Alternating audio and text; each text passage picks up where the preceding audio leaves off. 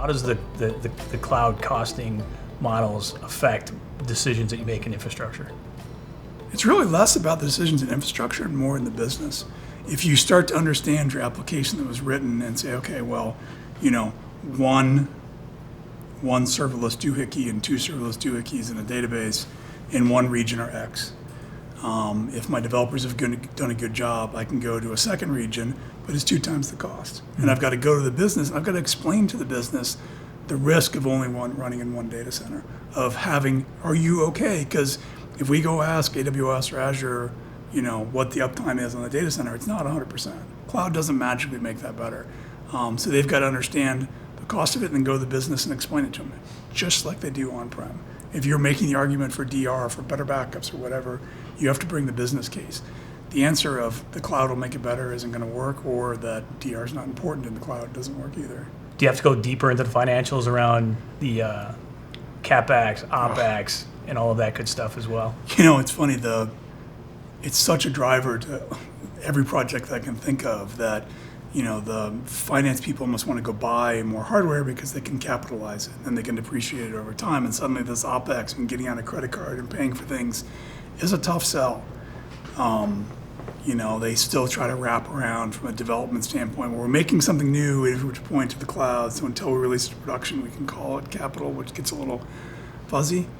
It's one of those things I really would love to sit down with some forward-thinking financial people and figure out how can we sell an OpEx model to the financial people? Because we can't sell cloud in another way. There's no way to look at cloud. But yes, it is. But that's almost before we get to that. I mean, we were talking about the future of it.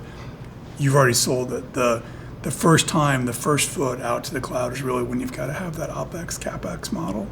Because it changes all your licensing. It changes your database licensing, your server licensing. The whole thing becomes just a monthly check. And that's a hard sell for companies.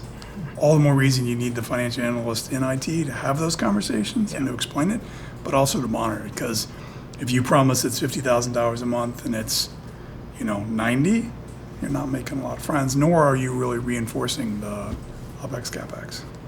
Do you see an increase or a cost savings, a big difference in spend, infrastructure spend, cloud versus on-prem? The vendors love to go and say, lift and shift, pick it up and move it. And if you pick it up and move it, okay, it's easy. We don't have to go through the monolith. We don't have to tear it apart. But you will spend more, 2x, 3x. I mean, it's just going to get out of control because you're not even taking the time to take my 16 core thing and make it 8 core thing and trying to optimize it. The only way you're ever going to save money in the cloud is to turn it to cloud native, to get away from the VMs, to get away from the big databases, and figure out how to make it serverless, microservices, whatever buzzword you want to do it, and then you should be able to save money. But it's hard. But what about those companies that have whatever requirement that forces them to use those more expensive technologies? I mean, should they still consider cloud in those cases? Well, in a future video, we're definitely going to dive more into that. Okay. But I mean, the answer is maybe, because it depends how much of it you have to move. If you have, if you have a big ERP that runs on a big Oracle server and you pick it up and move it to the cloud, I mean, you really got to says, why did I do this? I mean, there's times you got to move because your data center is closing, and you don't want it. So you're like, well, I'll do it temporarily. So there's different answers to that question. So if you have, how do you get rid of the tech debt? Because from a development standpoint or an infrastructure standpoint, every company out there has the tech debt items, and they're the dirty little secret because we don't put them in our annual budgets. We try to carve off a percentage for them. On the infrastructure side, it tends to be purchases. It tends to be, my equipment's getting aged, my licenses are getting aged, I got to go and replace them. As we go to the cloud, it becomes a little different. It really sort of keeps circling back to you. And even the tech debt item about if we found cost savings, we're still going to look at you and you got to write your stuff better. So how do you develop that list in the development world?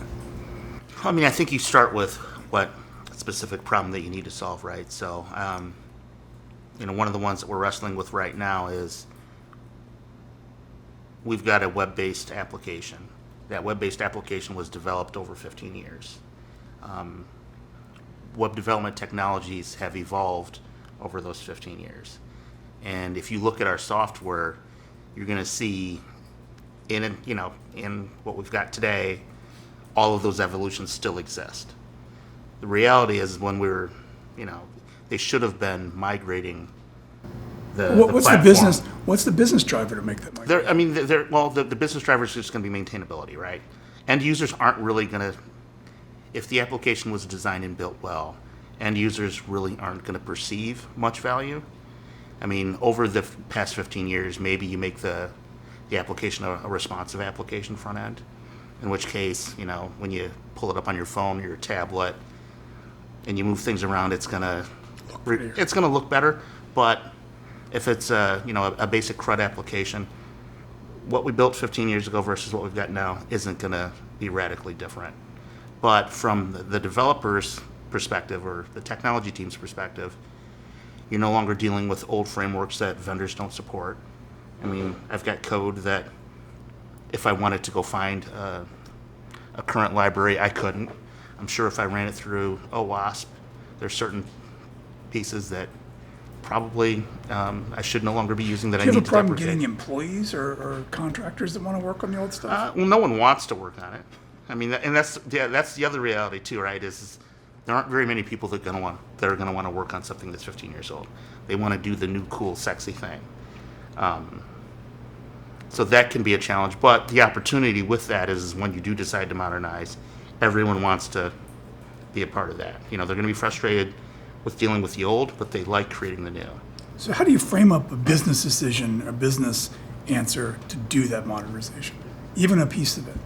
Well, the thing I think I found that's the most reasonable way to do it is the business typically will ask, sales will go out and sell an opportunity, and the current software doesn't do something. Well, to enable that capability, we've got to make changes, right? And what they don't want to hear is, well, to get that change, it's going to cost $1 million. When in reality, it probably should have cost maybe $50,000. Well, it costs $1 million because we've got all this old stuff and it's really brittle and we need to fix it. And you have to at some point say, okay, we need to. So you're talking about illegal bundling? Using a sales opportunity to tack on your garbage at the end. If you want to call it that, you can call it that. But I mean, at some point, if the platform's going to evolve and be easier to maintain, you've got to keep it current, right? So are businesses supportive of, a sustainment team or, a team that's their It can job be is if it gets them to where they want to be, right? If the business is focused on hyper growth and having old, frail technology is preventing them from that hyper growth, you've got to make the investment, right? What are some of the use cases for modernization? I mean, I can think of security, lack of talent, but what are some of the more technical ones about making the upgrading code base? That's a hard question. So from the upgrading standpoint Killing me, man. of, some of the business reasons to upgrade would be, security, finding the talent that we talked about. What are some of the other reasons to legitimately justify the expense? Well, I think Lysander's touched on some of that already. If you can convince the business to eliminate some of the technical debt by convincing them that they are going to be able to more readily sell additional or new functionality that the current solution does not currently maintain or possess, I think they're more willing to make that type of investment. You had asked earlier on, how do you identify some of the technical debt that actually exists? I don't know that we really got too deep into that response, but You passed by it. okay. But I think that's a fair place to start. You have to understand at least the major areas of technical debt that the application or platform has. Associate some of the relative pain points around having that technical debt, whether it's being able to add a new capability or implement a new feature into the system, and then make some decisions based on around that. Because like everything else, everything has a priority, and whether there's high value, low value to fixing or paying attention to, and technical debt is no difference. And then when you bring that technical debt conversation forward into app modernization, that spawns a whole new realm of things beyond just technical debt and removing technical debt that may jump a little bit beyond the scope of what we're trying to talk about here. But I think if you can identify the things that are causing the business not to grow, whether it's hyper or moderate or whatever, at whatever scale, then you have to sell that part to the business. Here's why you can't go out and sell. Here's why we can't go out and grow as fast as you want because of these 10 things, 15 things. And once we pay attention to these and fix these, then that'll open up a whole new world of opportunities for us to be able to add features to this area of the platform or of the solution. And you'll be able to go out and sell and be able to grow as you want to.